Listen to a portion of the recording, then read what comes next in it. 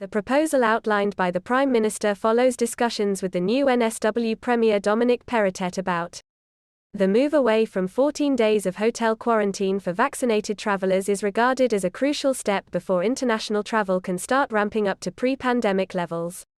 Trials are currently away in several states. Mr. Morrison said on Sunday that the NSW Premier and he have been discussing how they can accelerate their plan to open international travel when home quarantine is made available. He knows the NSW government is looking at ways to fast-track home quarantine in November, and if that happens they will be able to move to facilitate the opening up of the international border into NSW sooner. The Prime Minister that the border closures that have remained in place since March 2020 will be lifted, but it was up to individual states whether they will scrap caps on international arrivals and allow home quarantine. As a result, states including WA and Queensland could shut out international flights for months to come, but residents would be able to fly overseas via NSW.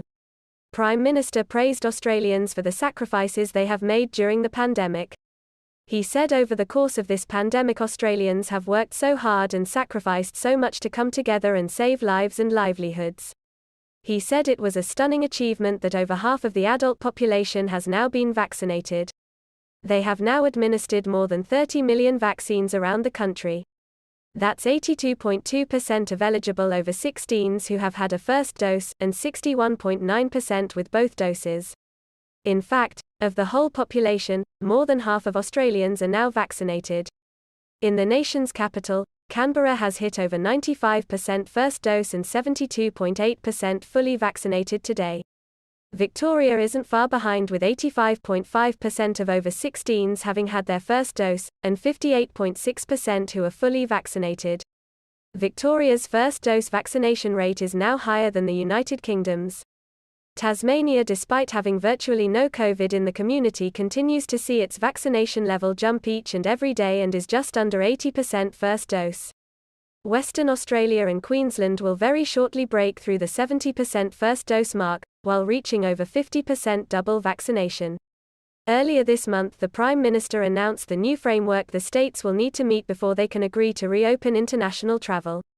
Mr. Morrison said Australia was moving towards Phase C of its reopening plan and would hit that goal next month, when the nation has 80% of its population double vaccinated. But a number of hurdles need to be cleared before international flights resume again. He said Australia was also working towards completely quarantine-free travel for certain countries such as New Zealand when it is safe to do so.